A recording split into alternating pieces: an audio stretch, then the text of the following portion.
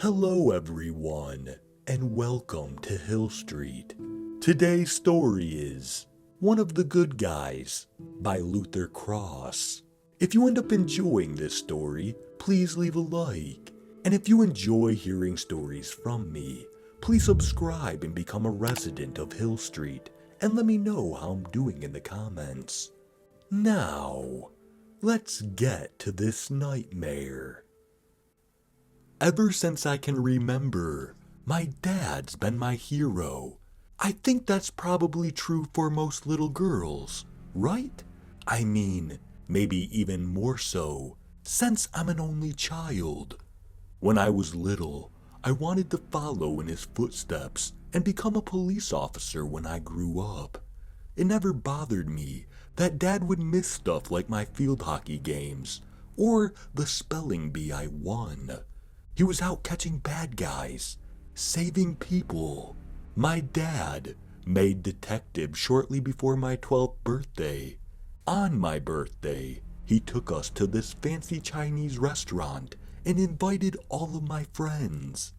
It was the best birthday party I'd ever had. Life was good for us back then. We were able to move into a better neighborhood, and the new house was a huge upgrade. It even had one of those old root cellars my dad always wanted. It was the house my parents had dreamt of. But, of course, nothing good can last. Everything changed when I reached middle school. I was a bit of a late bloomer. While my classmates were developing breast and body hair, I was languished in the body of a young girl.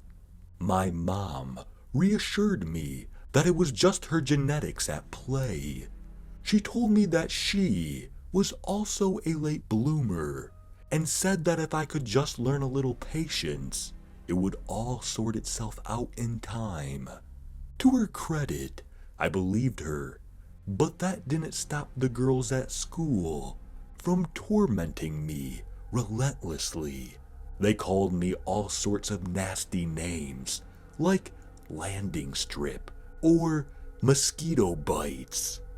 By my 13th birthday, the name calling and mocking started morphing into physical violence. One day, the queen of their little clique tripped me in the hallway, shoving me into a bank of lockers as I fell. One of the lockers' little handles dug into my shoulder, and another smacked me in the eye on my way to the floor. It left a bit of a shiner, too. My dad came unglued when he saw it. "What kind of world do we live in?" he shouted, his fist shaking at his sides. "I'm required, by law, to send my daughter to that wretched place, and they can't even keep her safe." His face had turned beet red by that point. "We're going to see the principal of that godforsaken school first thing in the morning, and we're going to set this right. No child should ever be treated like this, and I won't stand for it." The next morning, my dad woke me up for school. He made me breakfast, 2 dippy eggs, and 2 pieces of toast with a glass of orange juice. It was my favorite breakfast. He smiled as he handed me a fork. "Eat up, kiddo," he said. "Today, your life changes for the better. Again." I smiled and said, "Thanks, Dad," before digging into the plate. I was genuinely happy that morning. My dad, my hero, was coming to my rescue. It was like Superman himself had stepped out of the TV to come and save me. After breakfast, we got into Dad's car and headed for the school. "Are you nervous?" Dad asked, glancing over at me. "A little, I guess," I said, staring out the window. "But you'll be there, so it's okay." "Smart kid I'm raising," Dad said, smiling. "Smarter than her old man even," I said, laughing. "Hey now, you be easy with that tongue of yours, young lady. I could always take you in for verbally assaulting an officer of the law." The small titter of laughter from before burst into an uncontrollable gale. My dad grimaced, and I laughed harder. "Well, I'm glad you're having fun," he said. Truth is, I was having fun. My life was good and about to get even better. At least, that's what I believed at that moment. When we got to the school, everything changed. "Listen, Mr. Thompson, Detective Thompson." The principal sighed in a way that conveyed the eye roll she had otherwise managed to control. "Very well, Detective Thompson. The bottom line is, I simply cannot bring myself to believe that Trixie had anything to do with that," she said, pointing to my black eye.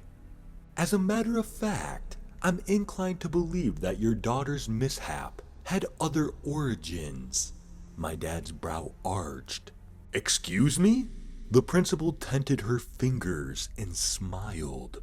"Why, with your erratic behavior and brutish tone, I could easily construe that—" "Are you saying that you think I did this?" "I never said such a thing whatsoever, Detective."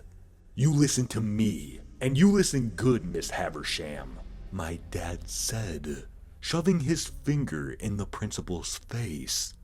"The actions which led my daughter's injury are a criminal offense, assault to be precise, and I have every intention of holding Trixie Monroe accountable for her atrocious misconduct." Miss Haversham scoffed. "A word of caution then, Detective. Keep in mind that the Monroe family has been a pillar of this community for as long as our little town has existed. There are a few in this community who would dare to question their integrity." "Is that a threat, Miss Haversham?" She smiled. "No, sir. Just a friendly word of advice. Now, if you're quite done, I have much more pressing matters to which I must attend." "This isn't over," my dad said, turning to leave. "Let's go, kiddo. Apparently we have another stop to make. I'm sure my colleagues at the police department will have the wherewithal to see this for what it is." Things did not get any better at the police station. Dad took me straight into the chief's office and closed the door. "Chief, we need to talk." "Good morning to you too, Detective," the chief grumbled. That is before he swiveled his chair towards us and saw my black eye. "Oh dear Lord," he all but shouted. "What happened, Drew?" he asked, looking up at my dad. "Go ahead, honey," my dad said, placing his hand on my shoulder. "Tell Chief Brunner what you told me." So, I did. I let him have it with both barrels. When I was finished, the chief dabbled at his brow with a handkerchief. "And you're sure that's who pushed you?" I nodded. "So, what do you say, Chief? Can we at least bring Trixie in, read her rights, and give her a taste of the criminal life? Just enough to scare her, you know, keep her from doing this kind of thing again." I think your daughter's confused, Drew. It couldn't have been Trixie Monroe. Her father would never condone such behavior. Surely she's mistaken." "You too, huh, Chief?" "Even if she's right," the chief continued, "it's just kids being kids. We were all bullied once upon a time, Drew. It's just the way of things." "It's just the way of things," my dad snapped back. Fine attitude for the chief of police. Can you imagine if people throughout history had let other atrocities stand because it's just the way of things? "Drew," the chief said, standing up, "just let it go." He reached out and put a hand on Dad's shoulder, but Dad pulled away, his disgust clear on his face. "Let's go," he said, holding his hand out to me. I stood and took his hand, and he led me out of the chief's office. His grip on my hand was uncomfortably tight, but I said nothing. Dad was silent during the drive home. He never took me to school that day. Instead, we went home and picked up my mom. She was shocked to see us both coming home in the mid-morning. But my dad told her we needed a family skip day. Instead of living our humdrum daily routines, we went to the park, had ice cream, and enjoyed the time together as a family. At the end of the day, Dad took us home, and we ended the festivities with a family movie night. At one point during the movie, my mom asked my dad what had spurred the whole thing. He kissed her and said, "I just want my girls to know they're loved. You know." "We love you too," she told him, snuggling closer to him. It was about 2 weeks after that when the first girl disappeared from our school. Sarah Foster was her name. She was like me, a nobody, someone all the other, more popular girls liked to pick on. I didn't really know her, but the announcement that she'd gone missing still caused my heart to sink to my feet. I cried that night, alone in my room. Early on, everyone managed to hold out some hope that Sarah would come home unscathed, but my gut told me that wasn't the case. She was gone, never to return, and I could feel it. The next day, my dad announced that he'd been assigned to the case. It was his first real investigation since his promotion. He was solemn, but I could see the excitement, thinly veiled, behind that solemnity. A week or so later, another girl went missing. Penelope Traeger. She became part of Dad's investigation immediately. Everyone immediately suspected that the two girls' disappearances were connected, that they'd both been taken by the same perpetrator. Just a few short days after Penelope disappeared, another girl went missing too. Jackie Hartzell. I knew her name all too well. She was one of Trixie's faithful cronies. Jackie had been there, laughing in my face as Trixie tripped me and shoved me into those lockers. I'd be lying if I said I felt only remorse at her disappearance. But I was a child then. I was too immature, emotionally speaking, to see the tragedy without an overlay of my own suffering. I remember, after Jackie disappeared, Dad started working crazy hours. His regular 9-to-5 schedule disappeared, and he worked all hours of the day and night. He slept in short spurts, supplementing his exhaustion with copious amounts of coffee. With each passing day, he looked more and more disheveled.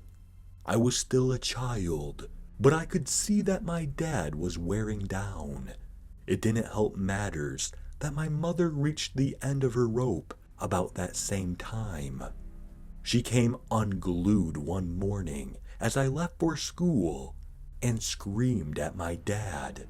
"How can you just let your daughter walk to school alone when there's some kind of sicko out there hunting down little girls?" My dad scoffed. "No way, this guy will come after her. Simple as that."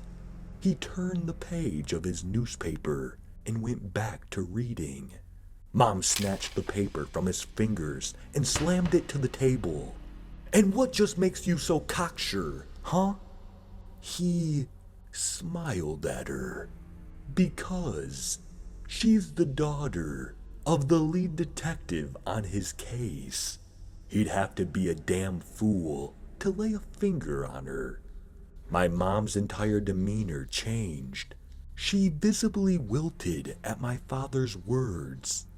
I could tell she felt stupid for not thinking of that answer on her own. My heart broke for her just then. "Run along, kiddo," my dad said, picking up his paper. "You're gonna be late for school." In the following weeks, more girls went missing, culminating in the disappearance of Trixie Monroe herself. It were as though some dark, avenging angel had swooped down from the heavens and set my life right. The bullying at school ended pretty abruptly.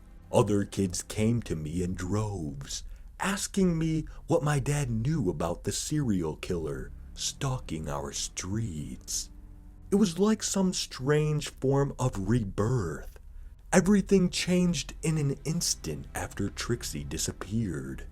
I never could have harmed her myself, but after she was gone, I was grateful for the changes happening around me. I still don't know what that says about me as a person.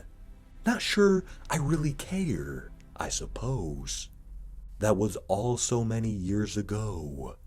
My dad is gone now, rest his soul, but I'll never forget what he did for me. The sacrifices he made, the careful planning and execution of one of the greatest unsolved murder sprees in all of human history.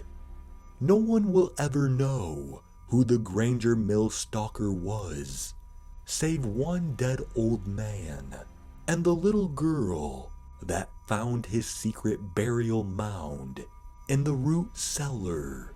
But dead men tell no tales, and that little girl will never speak, because her dad was one of the good guys.